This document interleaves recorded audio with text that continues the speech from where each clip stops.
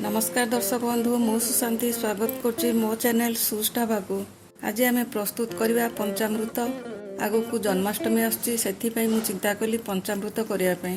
पंचामृत केमती करा जाए समस्ते जानी थांती, किंतु अनेक जानी नथांती जे पंचामृत करिवार गोटे सठिक भावमाप थाए। जदि सठिक भावमाप रे होई थाए ता सहित शुद्ध गाई घी, शुद्ध महू, भल दही तथा कंचा गाई क्षीर होई थाए तेबे ता अमृत तुल्य होता है। तेबे चलंतु प्रस्तुत करवा।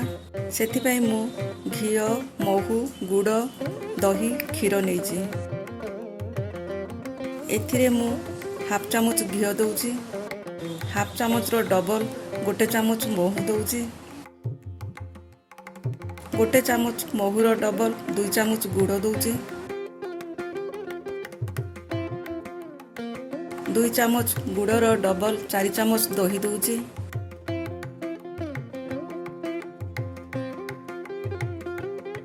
4 चामच दहीर डबल 8 चामच क्षीर दउची।